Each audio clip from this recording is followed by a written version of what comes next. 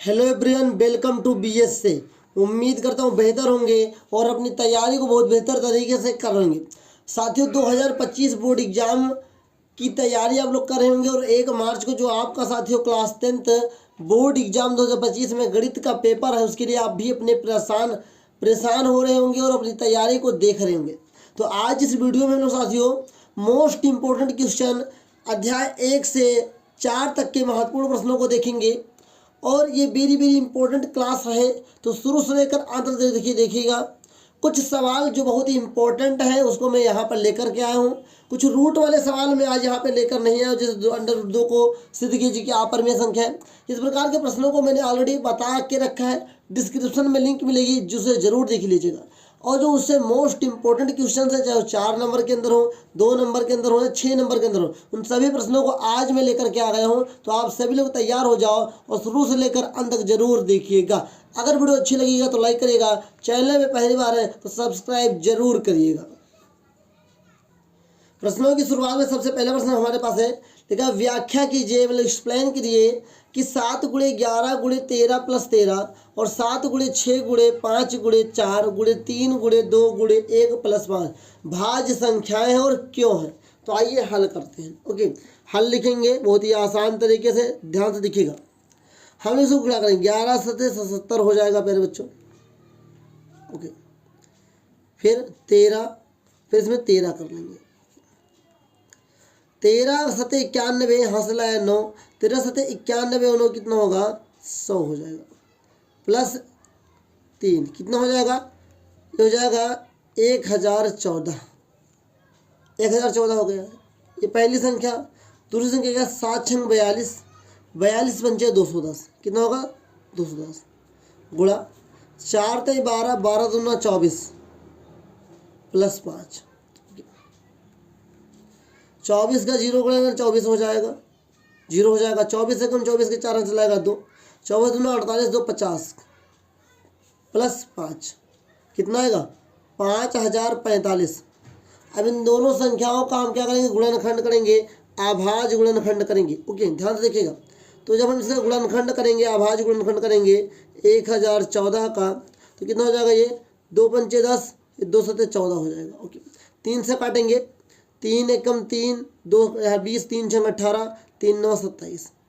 और ये 13 से कटेगा, 13 × 1 = 13, 13 × 3 = 39 और 13 × 1 = 13। उम्मीद करता हूँ ये आपको समझ में जरूर आ गया होगा। ओके, इसका भी फैक्टर करेंगे 5045 का। ओके, तो ये कटेगा 5 से, 5 × 1 = 5, 0 हो जाएगा।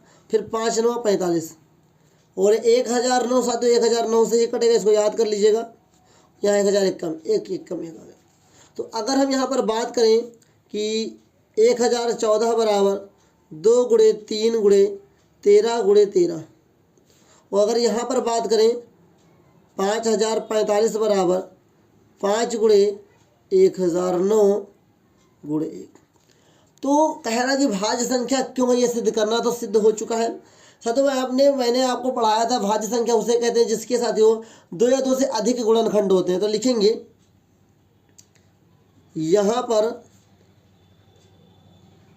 संख्याएं 1014 तथा 5045 के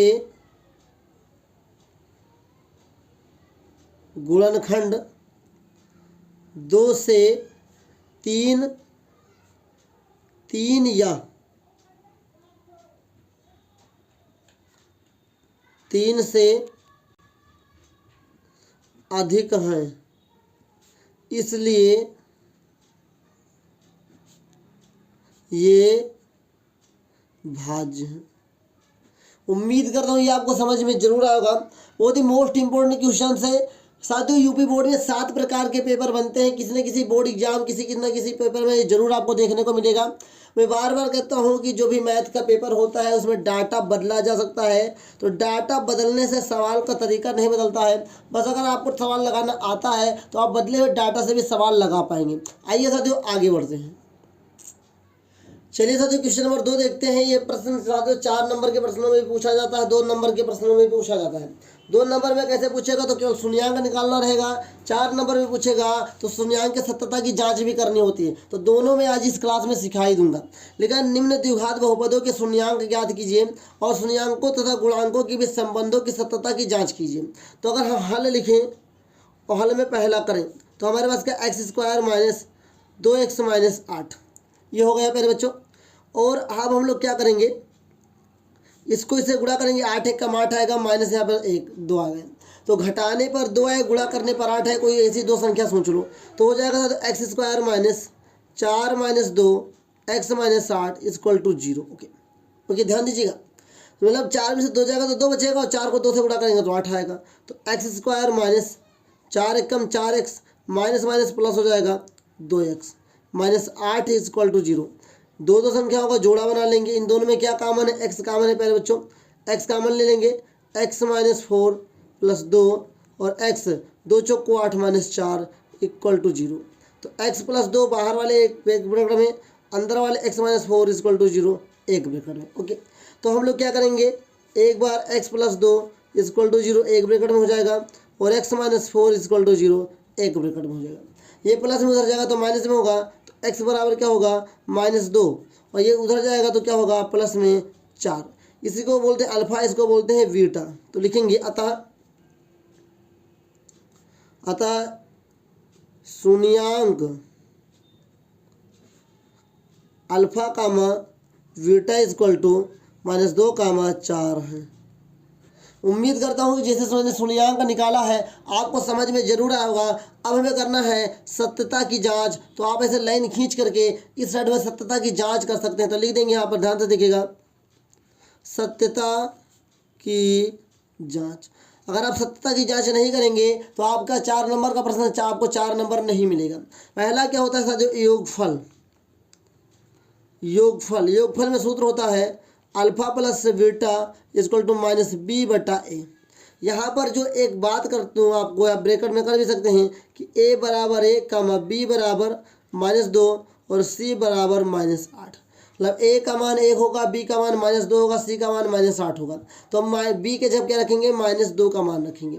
अल्फा के जब क्या रखेंगे, -2 यहाँ पे रखेंगे। तो ये हो जाएगा साथियों -2 प्लस 4 बराबर माइनस 2 का b का मान -2, a का मान 1 होता है। ओके ध्यान दीजिएगा।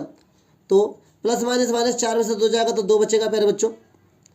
बड़ी संख्या प्लस में तो प्लस लगेगा, बराबर में माइनस माइनस प्लस होगा, प्लस का 2। तो यहाँ कह सकते हैं कि LHS बराबर क्या है, RHS है।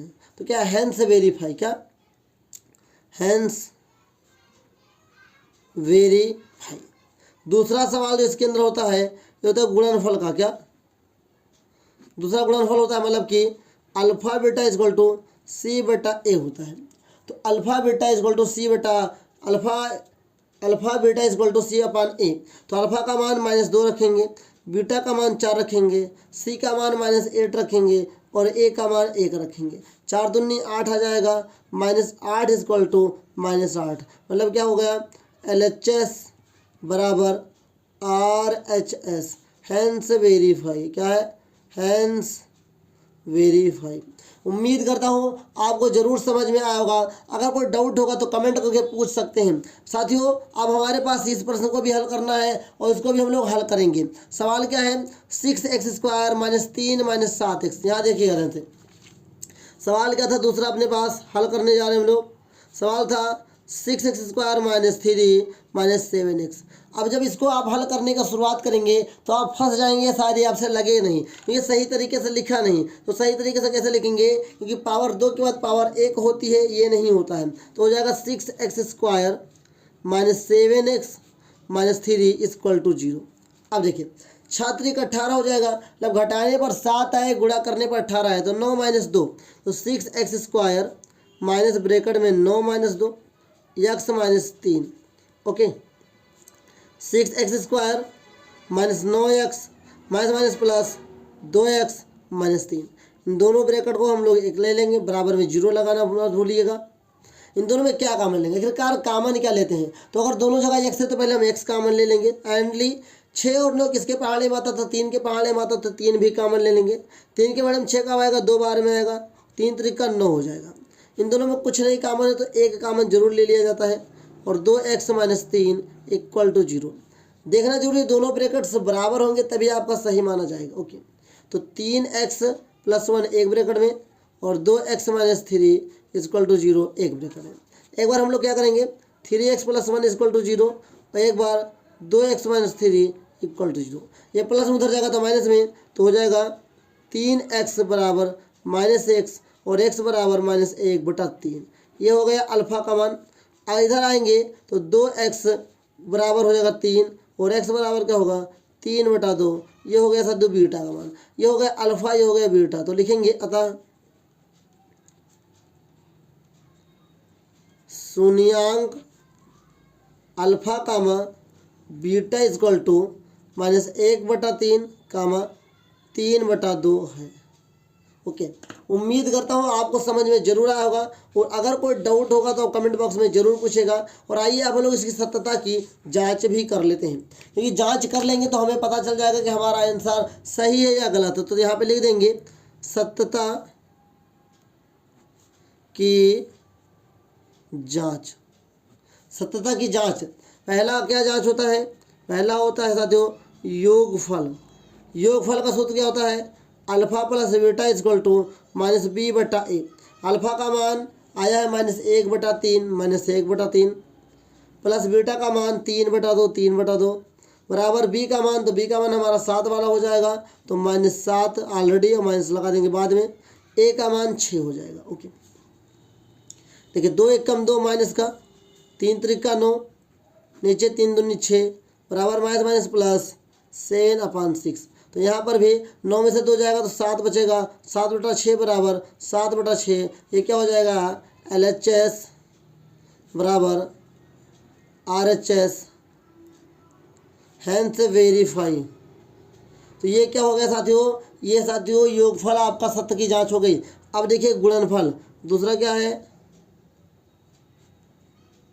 गुणनफल, alpha beta equal to c/a। Alpha का मान -1/3, बीटा का मान 3/2, c का मान यहाँ पर साथियों -3 हो जाएगा, a का मान यहाँ पर साथियों 6 हो जाएगा, 3 1 कम 3 हो जाएगा, 3 दूनी 6 बराबर -3/6। ओके, दोनों बराबर, तो यहाँ लिख देंगे LHS equal to RHS, hence verify. उम्मीद करता हूँ कि आपको समझ में जरूर आया होगा। अगर कोई डाउट होगा तो कमेंट बॉक्स में जरूर पूछेगा। बहुत ही इंपॉर्टेंट प्रश्न है आपके बोर्ड एग्जाम के लिए। इस प्रकार का एक ना एक प्रश्न, चाहे वो बहुविकल्पीय में हो या 2 नंबर में हो या 4 नंबर में, प्रश्न जरूर आ जाता है। आइए आगे बढ़ते हैं। अब देखिए क्वेश्चन नंबर 3 लिखा हुआ था, तो यहाँ पर हल लिखेंगे। क्वेश्चन लिखा हुआ है, एक आयताकार बाग जिसकी लंबाई चौड़ाई से 4 मीटर अधिक है, जो लंबाई है चौड़ाई से 4 मीटर अधिक है, का अर्ध परिमाप 36 मीटर है, बाग की विमाएँ ज्ञात कीजिए। आइए हल करते हैं। लिखेंगे माना आयताकार बाग की चौड़ाई बराबर x, तब इस बाग की लंबाई बराबर x प्लस 4। क्यों साथियों, कि चौड़ाई से 4 मीटर अधिक लंबाई है। ओके, तो ये अपना क्या है b है, ये अपना क्या है यल है। ओके, आगे क्या देके रखा है, अर्ध परिमाप देके रखा है। अर्ध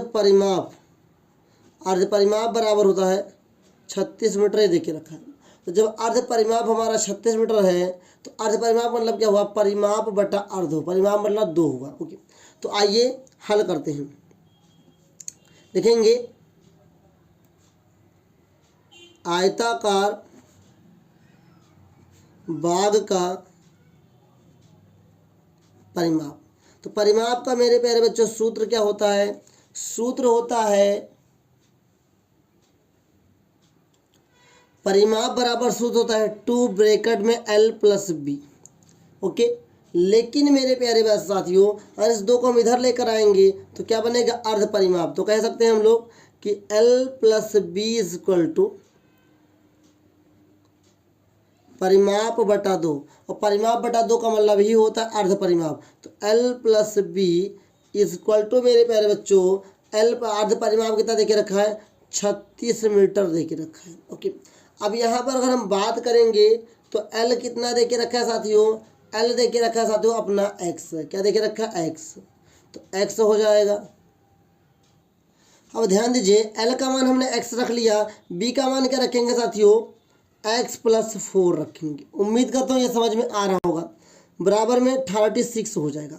अब एक एक ये 2x हो जाएगा, ये प्लस में उधर जाएगा तो माइनस में हो जाएगा, 36 माइनस 4, तो क्या हो गया, ये हो गया 2x बराबर सर जो 36 में 4 जाएगा ये 32 बचेगा। मतलब कि अगर यहाँ पर हल करेंगे तो 2 एक कम 2, 16 दूना 32, x बराबर कितना आया, 16 मीटर है। x क्या है, चौड़ाई, लंबाई क्या होगा, तो लिखेंगे अतः x plus 4 is equal to 16 plus 4 बराबर क्या होगा, 20 मीटर लिखेंगे। इसलिए इस आयताकार बाग की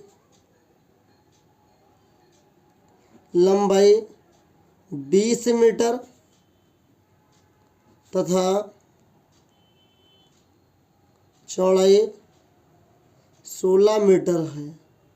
उम्मीद करता हूँ ये आपको समझ में आया होगा और आपने अच्छी तरीके से तैयारी कर ली होगी। अगर कोई डाउट है तो कमेंट करके पूछ सकते हैं। बाकी साथियों इस प्रकार के प्रश्न जरूर आते हैं। मैं बार बार कहता हूँ कोई ज़रूरी नहीं जो मैं पढ़ा रहा हूँ यही आ जाए, लेकिन इसके बेस पर जरूर आएगा। लेकिन मेरी 90% की गारंटी यही प्रश्न तरीके से आ सकता है। 7 प्रकार के पेपर बनते हैं, किसी न किसी पेपर में जरूर देखने को मिलेगा। अगर आपके पेपर में ये नहीं आया तो इसके आधार पर कई सारे प्रश्न पूछे जा सकते हैं। इसलिए अच्छी तरीके से तैयारी कर लीजिए और आइए इसी क्रम में हम लोग आगे बढ़ते हैं। अब देखिए क्वेश्चन नंबर हम 4 की बात करते हैं। लिखा हुआ है 2x प्लस 3y बराबर 11 और 2x माइनस 4y बराबर माइनस 24 को हल कीजिए और इसमें यम का वह मान ज्ञात कीजिए जिसके लिए y बराबर mx प्लस 3 हो। हमें यम का मान ज्ञात करना है, लेकिन यम के मान के लिए हमें पहले y और x चाहिए। तो हल लिखते हैं और ध्यान से देखिएगा, 2x प्लस 3y बराबर 11 इसे समीकरण 1 मान लीजिए, और यहाँ पर 2x माइनस 4y बराबर माइनस 24 इसे हम लोग समीकरण 2 मान लेते हैं। ओके, अब यहाँ पर हम लोग विलोपन विधि का उपयोग करेंगे कि जिस अगर हम किसी भी अचर पद को हटाना चाहते हैं तो यहाँ पर क्या दोनों एक साइड का है और दोनों जब एक ही चिन्ह का होता तो घटाया जाता। तो लिखेंगे विलोपन विधि के प्रयोग से, विलोपन विधि के प्रयोग से तो क्या हो जाएगा, 2x प्लस 3y बराबर 11 और यहाँ पर 2x माइनस 4y बराबर माइनस 24। ये माइनस हो जाएगा, ये प्लस हो जाएगा और ये प्लस हो जाएगा। ओके, ये कट जाएगा, 4 3 7y हो जाएगा। यहाँ कितना होगा, 4 1 5 और 3 हो जाएगा। मतलब कि 7 1 7 7 और 5 35। तो y का मान कितना आ गया, y का मान प्यारे बच्चों 5 आ गया। अब इस y के मान को समीकरण 1 में रखेंगे और x की वैल्यू को लाएंगे। तो यहाँ लिखेंगे y के मान को समीकरण फर्स्ट में रखने पर, समीकरण फर्स्ट में रखेंगे यहाँ पर साथियों तो क्या हो जाएगा, 2x प्लस 3 गुणे 5y बराबर 11। ओके, तो यह हो जाएगा 2x प्लस 5 15 बराबर 11। यहाँ पर ध्यान दीजिएगा, आप लोग अपनी कॉपी में इसी के नीचे करिएगा। मेरे पास स्थान की कमी है तो मैं बगल में कर रहा हूँ। ओके, तो जब प्लस में उधर जाएगा तो माइनस में हो जाएगा। तो ये हो जाएगा साथियों 2x बराबर 11 माइनस 15। तो ये हो जाएगा साथियों 2x बराबर माइनस 4, 2 1 कम 2, 2 दूनी 4। तो x का मान कितना आया, माइनस 2 आया। तो x का मान माइनस 2 आया और y का मान साथियों कितना आया, 5 है। तो देखेंगे अब m के मान के लिए, ओके, तो जब हम y बराबर यम x प्लस 3 में इसकी वैल्यू को पुट करेंगे, y का मान 5 आया, यहाँ पर 5 रख देंगे साथियों, बराबर में यम और x का मान माइनस 2 हो जाएगा, प्लस 3 रखेंगे। ध्यानपूर्वक समझिएगा तभी आप जान पाएंगे। अब इस प्लस वाली वैल्यू को हम लोग इधर लेकर के आएंगे तो क्या हो जाएगा साथियों, ये माइनस का हो जाएगा, मतलब 5 माइनस का 3 आएगा, बराबर में -2m बचेगा। ओके, ध्यानपूर्वक समझिएगा तभी आप समझ पाएंगे। अब हम लोग क्या करेंगे, 5 में से साथियों जब 3 जाएगा तो 2 बचेगा, 2 बराबर -2m, तो 2 को इधर लेकर आएंगे तो हमारा हो जाएगा m इक्वल टू 2/-2, ये कट जाएगा और m का मान कितना आएगा, -1 आएगा। ये अपना क्या होगा, आंसर होगा। उम्मीद करता हूँ ये क्वेश्चन भी आपको समझ में आया होगा। अगर कोई डाउट लगता है तो कमेंट करके पूछ सकते हैं। बाकी बहुत ही मोस्ट इंपॉर्टेंट क्वेश्चन है जो आपके बोर्ड एग्जाम में ज़रूर आने के चांसेस रहते हैं, ज़रूर आएगा, बस आप प्रैक्टिस कर लीजिए। मैथ है तो इसके आधार पे भी प्रश्न आ सकते हैं। अब देखिए क्वेश्चन नंबर 5 को हल करते हैं, लिखेंगे हल। ओके, और पहले लिखा है 2 संख्याओं का अंतर 26 है और एक संख्या दूसरी संख्या के 3 गुनी है, उन्हें ज्ञात कीजिए। तो लिखेंगे माना पहली संख्या बराबर x, माना दूसरी संख्या बराबर y। स्थिति नंबर एक ये कहता है इन दोनों संख्याओं का अंतर कितना है, 26। अंतर का मतलब घटाओ, तो x माइनस वाई कितना देके रखा है, 26 देके रखा है। स्थिति नंबर 2, समीकरण 1 मान लीजिए। स्थिति नंबर 2 ये कहता है कि जो पहली संख्या है मतलब एक संख्या है, दूसरी संख्या की 3 गुनी है, मतलब x बराबर 3y, इसे समीकरण 2 मान लीजिए। तो हम लिखेंगे कि समीकरण 2 से x के मान को समीकरण 1 में रखने पर, समीकरण 1 में रखेंगे तो हमारे पास क्या है, x माइनस वाई बराबर 26 हो जाएगा, और x के जब क्या रखेंगे, 3y रखेंगे तो हो जाएगा 3y माइनस वाई बराबर 26। 3 में से जब y जाएगा, 1y जाएगा तो 2y बचेगा, 2y बराबर 26, 2 1 कम 2, ये 13 हो जाएगा। तो y बराबर कितना आ गया, 13। y का मान कितना आ गया साथियों, 13। उम्मीद करता हूँ जो मैंने लगाया है y का मान 13 ही आपको समझ में आया होगा। अब इस y के मान को समीकरण 2 में रखेंगे तो लिखेंगे y के मान को समीकरण 2 में रखने पर, समीकरण 2 में रखेंगे, समीकरण 2 अपना ये है, क्या हो जाएगा, x बराबर 3y। तो x बराबर कितना है, 3 गुणे y का मान 13, कितना होगा, x बराबर कितना होगा, 39, कितना होगा, 39। तो लिख देंगे अतः पहली संख्या बराबर 39, ओके, और दूसरी संख्या बराबर 13 है। उम्मीद करता हूँ ये प्रश्न बहुत ही इम्पोर्टेंट है और ये प्रश्न आपको समझ में जरूर आया होगा। आप कहेंगे मैं हर सवाल पे इम्पोर्टेंट क्यों कहता हूँ, साथियों ये जो मैं बता ही रहा हूँ इम्पोर्टेंट सवाल ही बता रहा हूँ, तो एक लाइन में बता दे रहा हूँ, जितना भी मैं बता रहा हूँ वो सब इम्पोर्टेंट क्वेश्चन है। अच्छी तरीके से प्रैक्टिस करिए, बहुत ही आसान प्रश्न है। बस आप अगर ये लाइन बना ले गए, ये समीकरण बना ले गए, तभी आप लगा पाएंगे। उम्मीद करता हूँ आपको ये सवाल समझ में आया होगा। अगर कोई डाउट होगा तो कमेंट बॉक्स में ज़रूर पूछिएगा। मेरे मेरे प्रेजेंटेशन क्वेश्चन नंबर 6 लिखा हुआ है, एक क्रिकेट टीम के कोच ने 7 बल्ले तथा 6 गेंदें 3800 रुपये में खरीदी। बाद में उसने 3 बल्ले तथा 5 गेंदें 1750 रुपये में खरीदी। प्रत्येक गेंद का मूल्य ज्ञात करना है, गेंद निकालना है साथियों। तो आइए हल करते हैं। हल लिखेंगे माना एक गेंद की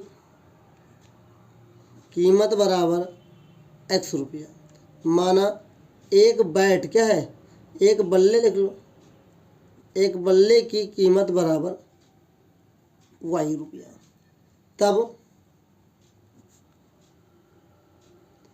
स्थिति नंबर 1, स्थिति नंबर 1 मतलब कि 7 बल्ले तथा 6 गेंदे बराबर 3800 रुपया। तो हमने क्या माना, बल्ले को एक्स वाई माना, तो 7y प्लस क्या है 6x बराबर 3800 रुपये।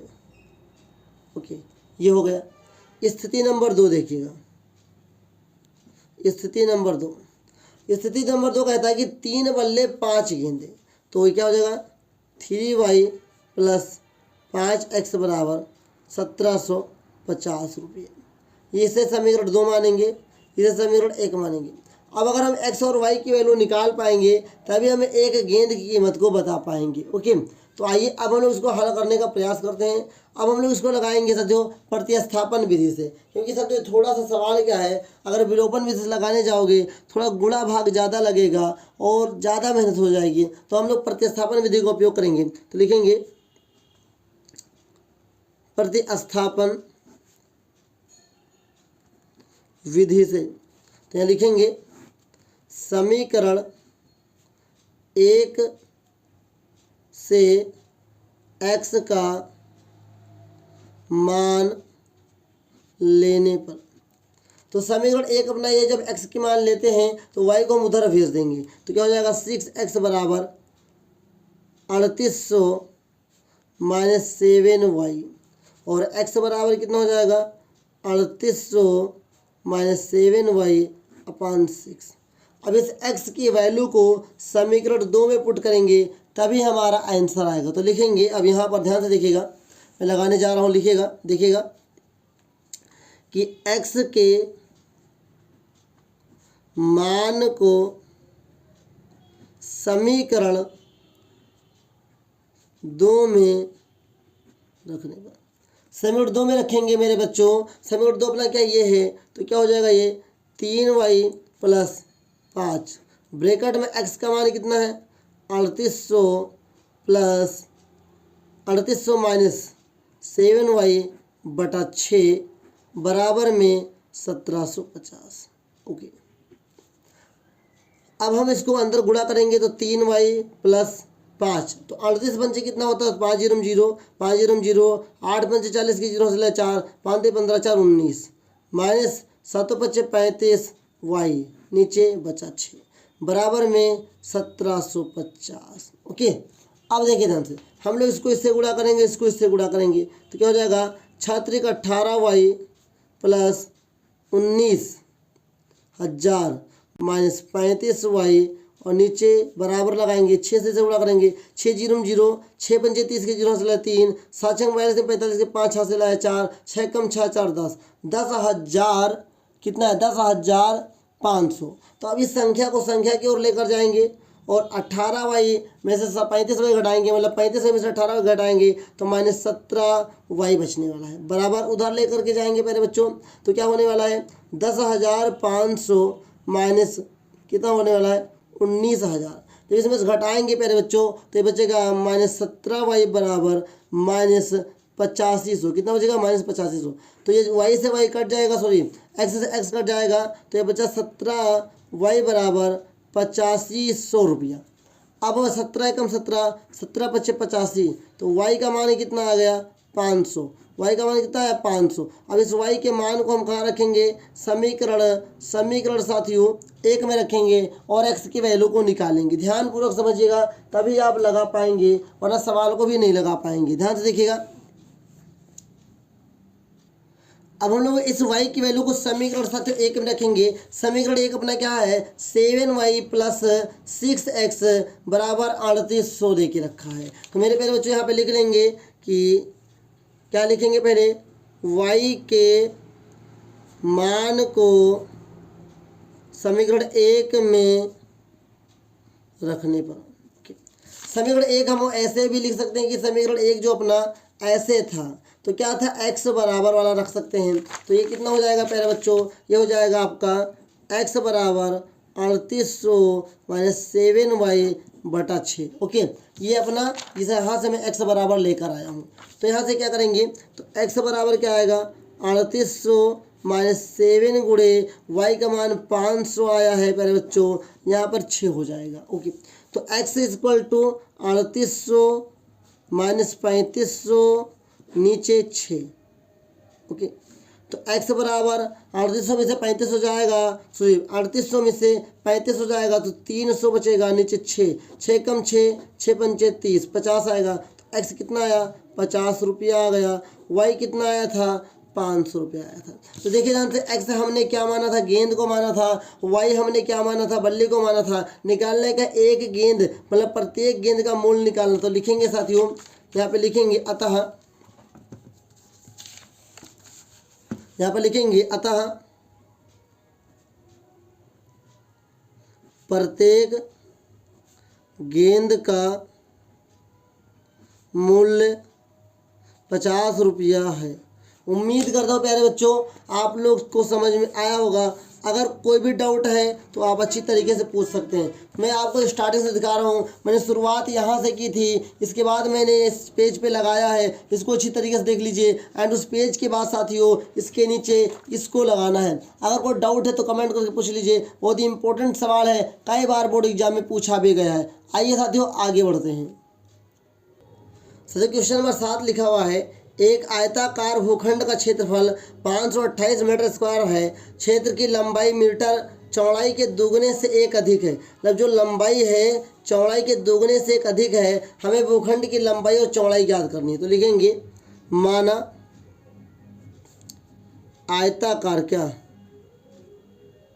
आयताकार भूखंड की चौड़ाई बराबर x मीटर। तब आयताकार भूखंड की लंबाई बराबर, कह रहा है कि जो लंबाई है चौड़ाई के दोगुने से अधिक है, तो 2x + 1 मीटर। ओके, अब कह रहा है कि इसका जो क्षेत्रफल है 528 मीटर स्क्वायर दे के रखा है, लंबाई चौड़ाई निकालना। तो लिखेंगे प्रश्नानुसार आयताकार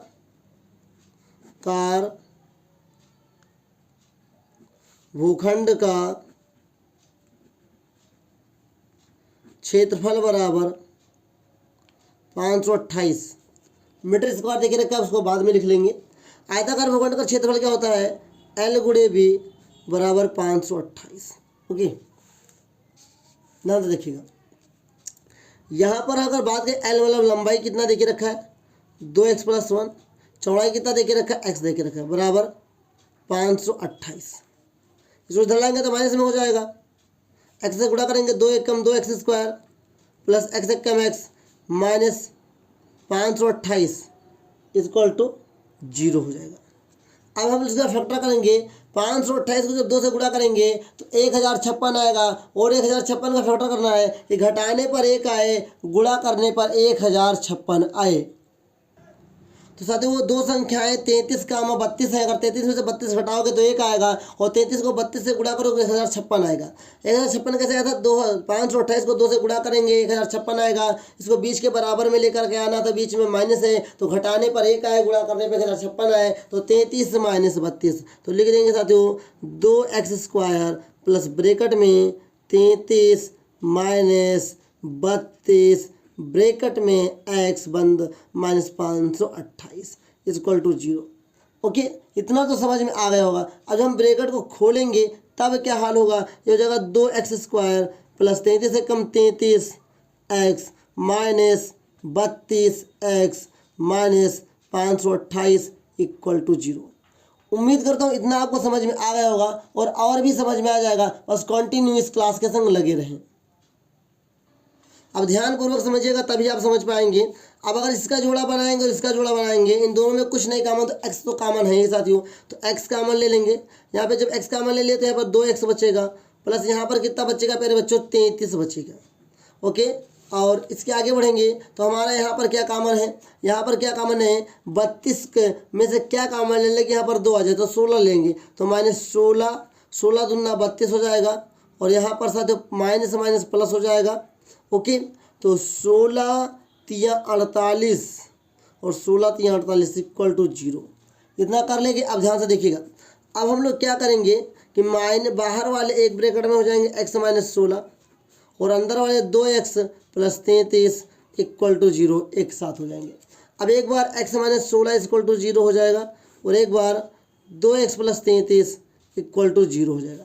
ये माइनस में उधर जाएगा तो प्लस में हो जाएगा प्यारे बच्चों, मतलब कि x बराबर 16 और यहाँ पर 2x प्लस यहाँ बराबर में जाएगा -33 हो जाएगा और x बराबर -33/2 हो जाएगा। मैं आपको एक बार बताना चाहूँगा कि जो लंबाई चौड़ाई होती है वो माइनस में नहीं होती है, तो हम धनात्मक वाला लेंगे, ऋणात्मक वाला नहीं लेंगे। धनात्मक वाला लेंगे तो यहाँ लिखेंगे साथियों, अब आज ध्यान से देखिएगा, हमने x क्या माना था, x हमने चौड़ाई माना था, तो लिखेंगे अतः या पहले लिख देंगे x का धनात्मक मान लेने पर, फिर लिखेंगे अतः आयताकार भूखंड की चौड़ाई x मीटर चौड़ाई x का मान कितना है 16 मीटर तथा लंबाई बराबर, लंबाई क्या है, लंबाई आपकी है 2x प्लस 1, लंबाई 2x प्लस 1 का मतलब हुआ 2 गुणे 16 प्लस 1 मतलब कि 16 दूना 32 प्लस 1 मतलब कि 33 मीटर। ओके, ये आपका आंसर है। मतलब कि इस आयताकार भूखंड की जो है चौड़ाई कितनी है साथियों 16 मीटर है और लंबाई कितनी है साथियों 33 मीटर है। उम्मीद करता हूँ ये सवाल आपको समझ में आया होगा।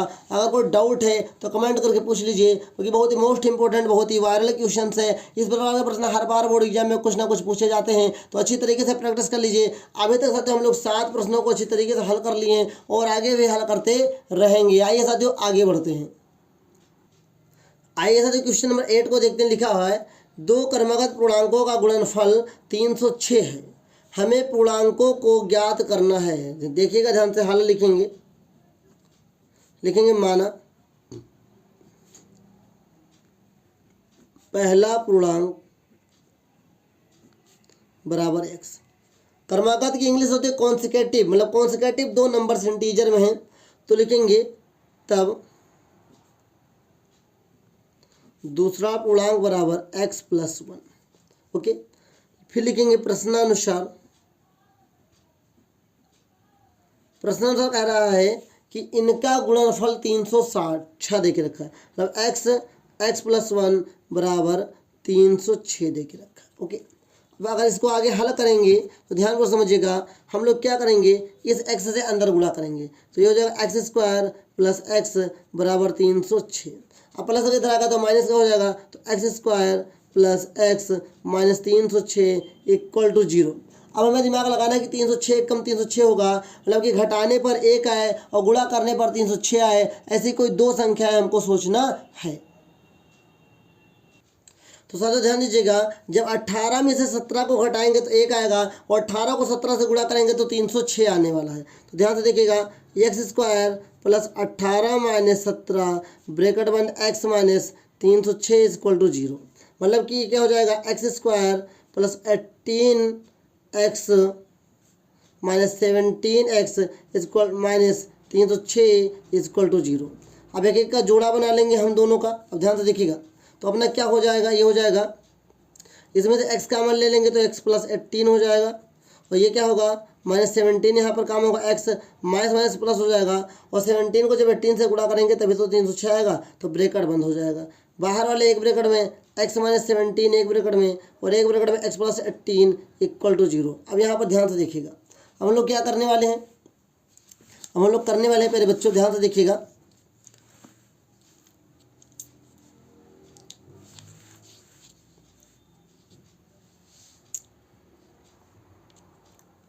अब हम लोग क्या करेंगे, एक बार माइनस x और 17 इक्वल टू 0 हो जाएगा और एक बार साथियों x प्लस 18 इक्वल टू 0 हो जाएगा। ओके, तो हम लोग क्या करेंगे, इस माइनस को उधर लेकर के जाएंगे तो प्लस हो जाएगा, तो x इक्वल टू 17 और इसको उधर लेकर के जाएंगे माइनस में हो जाएगा x equal to minus 18। Okay, तो मैंने अभी बताया आपको कि चूंकि यहाँ पर पूर्णांक क्रमागत दे के रखा है, यहाँ पर हम माइनस वाला नहीं लेंगे प्लस वाला लेंगे, तो मेरे प्यारे बच्चों क्या हो जाएगा, तो लिखेंगे अतः पहला पूर्णांक 17 तथा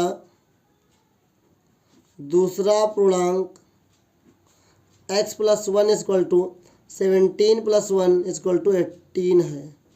तो लिखेंगे अतः या इसलिए क्या, इसलिए पूर्णांक 17, 18 है। ओके, उम्मीद करता हूँ आपको समझ में आया होगा। फिर भी अगर कोई डाउट है, जो चीज़ समझ में आ रही हो, कमेंट करके पूछ लीजिए। और बाकी अगर कोई डाउट है तो मैं आपके साथ हूँ, आपको डाउट ना हो यही मेरा प्रयास है। बहुत अच्छे तरीके से प्रयास करता हूँ समझाने के लिए। फिर अगर कोई डाउट है तो कमेंट करके पूछ सकते हैं। बाकी साथियों आगे बढ़ते हैं और देखते हैं इसके प्रश्नों को और कैसे लगाया जाएगा। मेरे प्यारे विद्यार्थी देखते हैं क्वेश्चन नंबर 9। इस प्रकार का एक प्रश्न हर साल बोर्ड एग्जाम में आता है। वो चाहे नाव की चाल हो जाए, रेलगाड़ी की चाल हो जाए, डाटा बदला जा सकता है, लेकिन सवाल इसी के आधार पे आता है, इसी के तरीके से लगता है। तो आइए हल करते हैं। लिखा हुआ, यदि एक रेलगाड़ी 480 किलोमीटर की दूरी समान चाल से तय करती है, यदि इसकी चाल 8 किलोमीटर प्रति घंटा कम होती है तो वह उसी दूरी को तय करने में 3 घंटे अधिक समय लेती है। ओके, तो हमें रेलगाड़ी की चाल ज्ञात करनी है। तो हम लिखेंगे माना रेलगाड़ी की चाल बराबर x किलोमीटर प्रति घंटा। ओके, और क्या देके रखा है, दूरी बराबर 480 किलोमीटर देके रखा है। ये देखिए रखा है मेरे बच्चों। और कह रहा है कि जब 108, तो ये तो लिखेंगे समय t1 पहले निकालेंगे मेरे बच्चों। t1 कब निकालेंगे, तो समय बराबर सूत्र क्या होता है साथियों, ये होता है साथियों दूरी बटा चाल। दूरी बटा चाल होता है, समय का ये सूत्र होता है। तो मेरे प्यारे बच्चों समय कितना है, दूरी कितना है, 480 किलोमीटर है। और इस दूरी में वो एक समान चाल तय करती है, तो इसकी चाल कितनी होगी, x होगी। ओके, अगर हम t2 की बात करेंगे, समय t2 बराबर, तो दूरी 1, ओके, दूरी सेम है, चाल 1, तो क्या होगा दूरी बटा चाल 2। दूरी 480 किलोमीटर है, लेकिन इस बार कह रहा है कि ये क्या हुई, 8 किलोमीटर प्रति घंटा चाल कम कर दी गई, मतलब x - 8 ये घंटे में हो जाएगा, ये भी घंटे में हो जाएगा। अब ये समय हो गया, वो कह रहा है 3 घंटे अधिक समय लेती है। 3 घंटे अधिक समय लेने का मतलब क्या हुआ मेरे बच्चों, अगर इसको आप समझ पाएंगे तभी आप अच्छी तरीके से प्रश्न को लगा पाएंगे। तो लिखेंगे साथियों, अतः कुल समय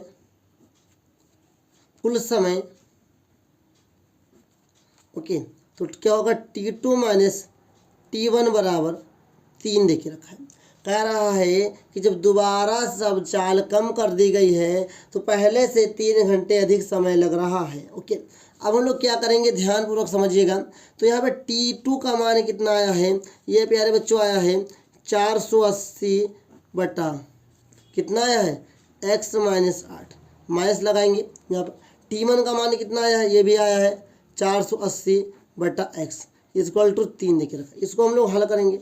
अगर हम लोग ऊपर से 480 कॉमन ले लेंगे तो आसान हो जाएगा। यहाँ पर क्या बचा, 1/x - 8 - 1/x = 3 बचा।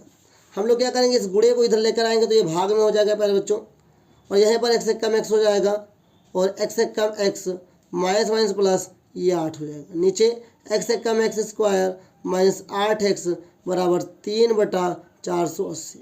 ओके, इसको काट देंगे तो अपना आराम हो जाएगा, और इसको हल करेंगे। 3 एकम 3 16 3 48 160 होगा, मतलब कि 8 बटा x² - 8x बराबर 1 बटा 160। ओके, x² को गुणा करेंगे, क्रॉस मल्टीप्लाई, तो x² हो जाएगा, 8x हो जाएगा, और यहाँ पर बराबर में 16 × 128 मतलब 1280 हो जाएगा। अब इस प्लस को इधर लेकर आएंगे तो माइनस में हो जाएगा प्यारे बच्चों। तो x² - 8x - 1280 = 0। उम्मीद करता हूँ इतना ज़रूर आपको समझ में आया होगा। अब हमें दिमाग लगाना है कि क्या लगाना है कि 1280 कम 1280 घटाने पर 8 आए, गुणा करने पर प्यारे बच्चों कितना आ जाए 1280 ऐसा है। ऐसी कोई दो संख्या हमें को सोचनी होगी। तो वो दो संख्याएं साथियों कौन सी हैं मैं आपको बता रहा हूँ। ये दो संख्याएं क्या है 40 minus 32 x square 40 minus 32 bracket बंद x minus 1280 equal to 0। Okay आगे बढ़ेंगे तो क्या हो जाएगा एक्स स्क्वायर माइनस 40 से कम 40 एक्स माइनस माइनस प्लस हो जाएगा 32 एक्स माइनस 1280 इक्वल टू 0 हो जाएगा। अब हम लोग क्या करेंगे इसमें हम कॉमन लेने का शुरुआत करेंगे। ध्यान दीजिएगा कॉमन कैसे लेंगे वो भी मैं आपको बताने जा रहा हूँ। अगर अभी भी कोई डाउट है तो पूछते रहिएगा साथियों। अब हम लोग यहाँ से x कॉमन लेंगे साथियों तो क्या हो जाएगा प्यारे बच्चों x कॉमन लेंगे तो x माइनस 40 से एक ब्रैकेट में हो जाएगा।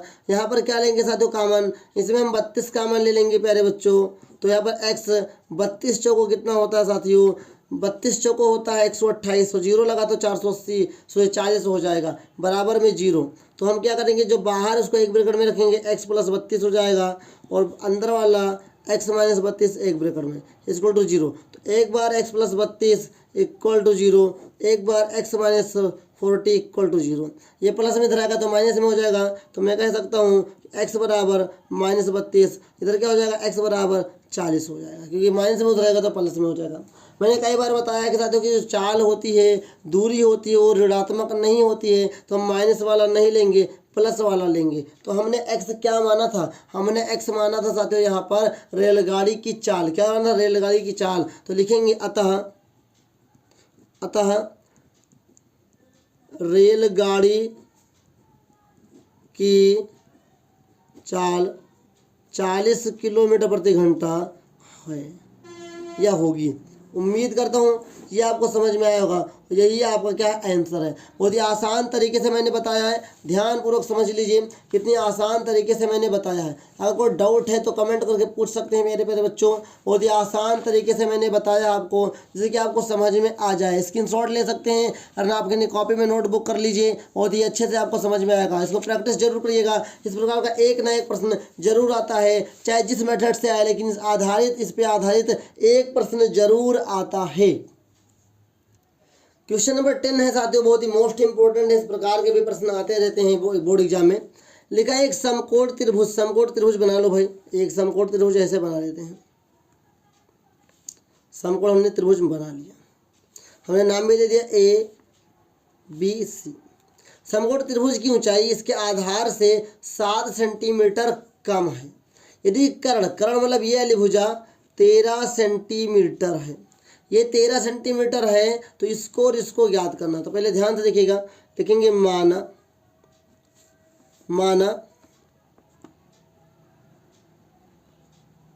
समकोण त्रिभुज का आधार x सेंटीमीटर है। ओके हम लोग हल कर रहे हैं, ध्यानपूर्वक समझिएगा। हमने क्या माना, हमने माना कि समकोण त्रिभुज का जो आधार है x सेंटीमीटर है, तब इसकी ऊंचाई, कारण कि आधार से 7 सेंटीमीटर कम है, ऊंचाई कितना होगा x माइनस 7। तो हमने क्या लिख दिया x माइनस 7 सेंटीमीटर। ये कितना होगा x सेंटीमीटर। ओके तो कह रहा है प्यारे बच्चों इसकी दोनों भुजाओं का मान ज्ञात करना। तो लिखेंगे समकोण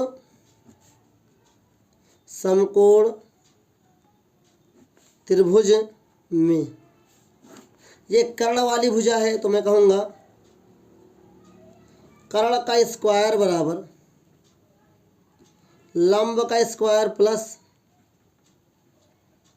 आधार का स्क्वायर। ओके तो कर्ण अपना क्या है साथियों 13 है तो मैं कहूँगा 13 का स्क्वायर प्लस लंब इसे बोलते हैं मतलब कि x माइनस 7 का होल ऑफ स्क्वायर प्लस आधार इसे बोलते हैं तो x का होल ऑफ स्क्वायर। ओके 13 के स्क्वायर की बात करूँगा तो 169 हो जाएगा बराबर में इसको तोड़ूंगा a माइनस बी के होल ऑफ स्क्वायर से तो a स्क्वायर और plus 7 49 B square minus 2ab 2 गुणे x गुणे 7 बराबर में x स्क्वायर।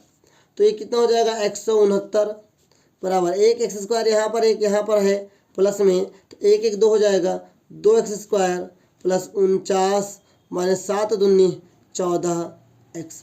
इसको हम उधर लेकर जाएंगे तो माइनस में हो जाएगा, तो मैं इसे लिख सकता हूँ कि 2x² ये हो जाएगा minus 14x plus 49 minus 69 169 169 equal to 0। हम प्लस माइनस माइनस करेंगे घट जाएगा, तो मैं कहूँगा 2x² माइनस 14x और ये घटेगा तो माइनस कितना बचेगा, 9 में से 9 गया 0, 6 में से 4 गया 2, 120 इक्वल टू 0। अब क्या करेंगे, सब में 2 कामन ले सकते हैं, 2 कामन ले लेंगे तो बचेगा x² माइनस 2 सत्ते 14x माइनस 2 छंग 12 इक्वल टू 0 हो जाएगा। ये 2 जब उधर जाएगा तो 0 हो जाएगा, तो लिखेंगे अतः x² minus 7x minus 60 equal to 0। अब हम लोग इसका फैक्टर करेंगे, कैसे फैक्टर करेंगे मैं आपको बताने जा रहा हूँ। 60 एकम 60 घटाने पर 7 आए, गुणा करने पर 60 है, तो 12 पंचे 60 12 माइनस 5। ओके, तो लिखूंगा x² माइनस से ये क्या है 12 माइनस 5, 12 पंचे 60 12 में से 5 जाएगा 7 बचेगा, x माइनस 60 इक्वल टू 0। तो आगे करूँगा तो क्या हो जाएगा, x² माइनस 12 एकम 12x माइनस माइनस प्लस हो जाएगा 5x माइनस 60 इक्वल टू 0। जोड़ा बना लेंगे, इन दोनों में कुछ नहीं तो x ही कामन हो जाएगा, x कामन ले लेंगे तो x माइनस 12 प्लस यहाँ पर 5 कामन ले लेंगे, x 12 पंचे 60 इक्वल टू 0। ओके, तो हम लोग क्या करेंगे कि जो बाहर उसको एक ब्रैकेट में रखेंगे मतलब x प्लस 5 हो जाएगा, और जो अंदर उसको एक ब्रैकेट में रखेंगे x माइनस 12 इक्वल टू 0 हो जाएगा। तो हम लोग क्या करेंगे पहले बच्चों, यहाँ पर एक बार x प्लस 5 इक्वल टू 0 ले लेंगे, और एक बार क्या लेने जा रहे हैं, x माइनस 12 इक्वल टू 0 हो जाएगा।